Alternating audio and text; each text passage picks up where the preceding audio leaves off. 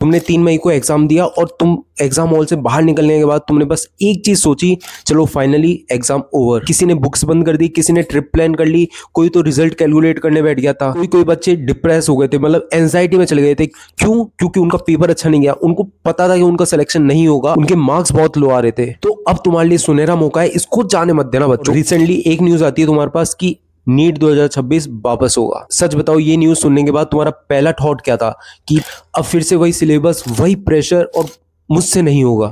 अगर तुम भी एग्जैक्टली यही फील कर रहे हो ना बच्चों, तो ये वीडियो पूरी देख लेना, क्योंकि अब पैनिक करने वाले बच्चे और स्मार्टली प्रिपेयर करने वाले बच्चे अलग होने वाले हैं। मैं समझ सकता हूँ तुम्हारी फ्रस्ट्रेशन को, मैं समझ सकता हूँ तुम्हारे पेन को यार। 2 साल से प्रिपरेशन कर रहे हैं, एग्जाम दिया, मेंटली फ्री हो गए थे और अब सडनली बोल दिया गया स्टार्ट अगेन। सबसे बड़ा इशू सिलेबस नहीं है यार, सबसे बड़ा इशू पता है क्या है?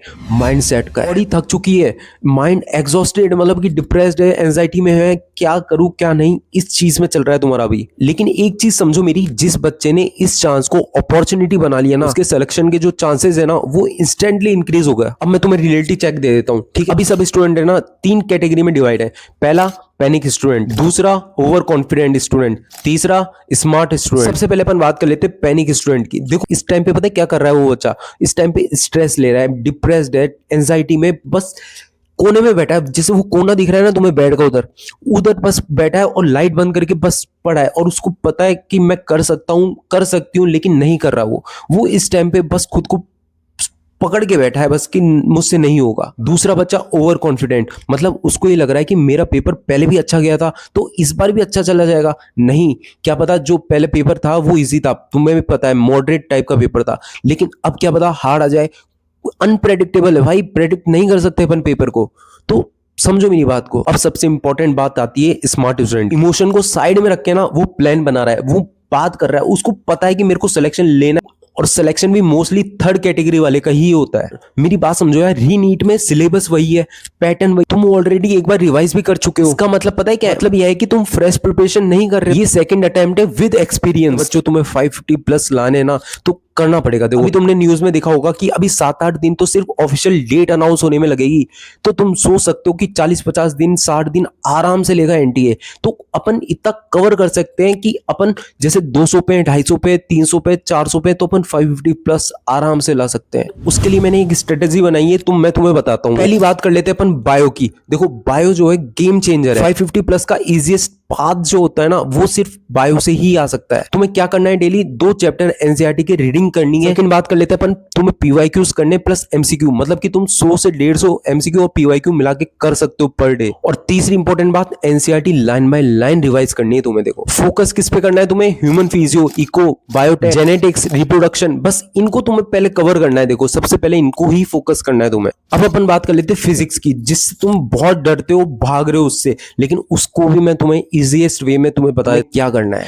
फिजिक्स को इग्नोर करा तो सिलेक्शन कहीं ना कहीं रुक जाएगा, तो ये बात हकीकत है। तुमने जो नोट्स बना रखे थे उनको रिवाइज करना है, उनके फॉर्मूले रिवाइज करने, और 40 से 50 एमसीक्यू पर डे लगाने हैं।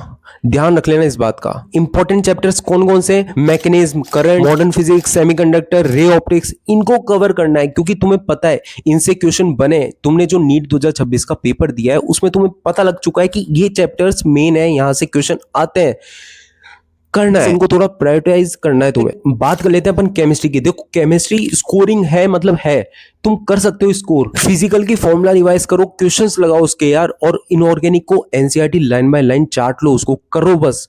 तुमने देख लिया वहां से क्वेश्चन बने। ऑर्गेनिक में नेम रिएक्शंस रिवाइज करो, प्लस मैकेनिज्म का रिजल्ट याद रख लो। तुम तो ऐसा कर लो, सेल्फ एनालिसिस करो। मतलब तुमने 3 मई को जो पेपर दिया है, तुम्हें पता लग चुका है कि फिजिक्स, केमिस्ट्री, बायो में कहां से कौन से क्वेश्चन तुमसे गलत हुए हैं, कौन सा कॉन्सेप्ट है जो अपन को क्लियर नहीं था, जो क्वेश्चन आया था, तो उसको क्लियर करना है अपन को। अपन ने पैनिक में, बहुत जल्दबाजी में अपन क्या करते हैं, अपन क्वेश्चन की रीडिंग गलत कर देते हैं, तो वो अपन को ध्यान रखना है। उस पेपर को वापस से खोलो और उसमें देखो जो क्वेश्चन तुमसे गलत हुए, जो तुमने सिली मिस्टेक में गलतियां करी है, उनको एक पेज पे लिख लो, ठीक है? पेज पे लिख लो और उनको चेक करो, उनको उस गलती को एनालिसिस करो, उसको कवर करो। तुम समझ रहे हो जो मैं समझा रहा हूं तुमको? क्योंकि ये जो मौका है ना बच्चों, ये बार बार नहीं आता, ये गोल्डन अपॉर्चुनिटी है अपने लिए। हाई वेटेज वाले टॉपिक्स जो मैंने तुम्हें बताया, देखो वहां से क्वेश्चंस बने, उनको कवर करो यार, करो।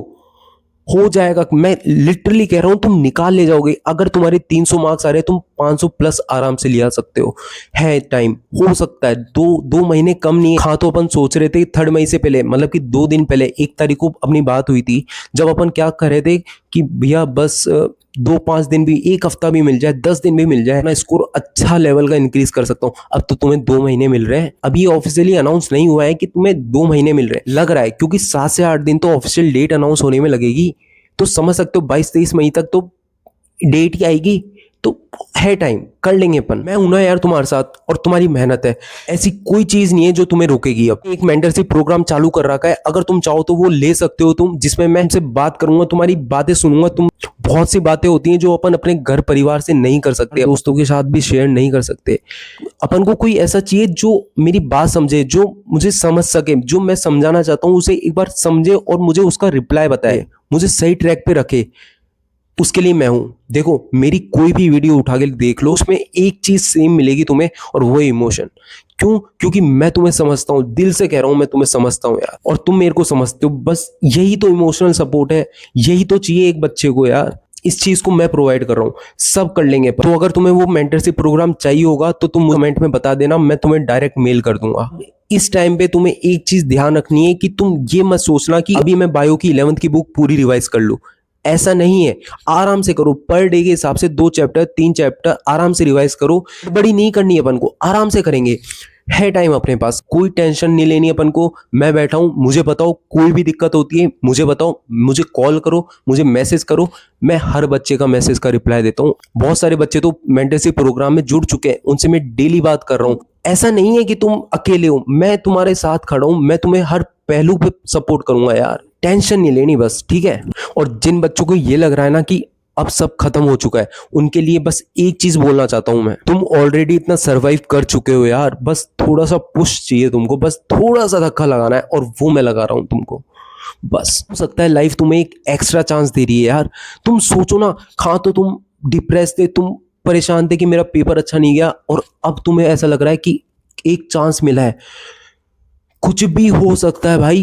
बस मैं जो समझाना चाहता हूँ उसको समझो। मैं अपनी इमोशन शेयर कर रहा हूँ तुम्हारे साथ, तुम समझ रहे हो मैं जो समझा रहा हूँ। बस कर लेंगे, टेंशन नहीं लेनी है। मेरी बात सुनो, कान खोल के सुन लो, टेंशन नहीं लेनी है। मेरी आंखें देखो, मैं तुम्हें समझ सकता हूँ यार। टेंशन मत लेना, बस अपन साथ में हैं। और एक कमेंट जरूर डालना हर बच्चा जो भी इस वीडियो को देखता है कि मैं करके रहूंगा और अपना 100% दूंगा या दूंगी। बस चैनल को सब्सक्राइब कर लेना, क्योंकि यहाँ रियल गाइडेंस और रियल मोटिवेशन मिलती है। यहाँ कोई फेक बातें नहीं होती। और डेली मैं तुम्हें कम्युनिटी पोस्ट पे जो क्वेश्चन डाल रहा हूँ, तुम उनको अटेम्प्ट करो यार। मुझे पता लगेगा कि कौन सा बच्चा गलत कर रहा है, कौन सा सही कर रहा है। उस हिसाब से मैं तुम्हें चीज बताऊंगा कि तुम्हें क्या करना चाहिए, ठीक है। तो मिलते हैं नेक्स्ट वीडियो में।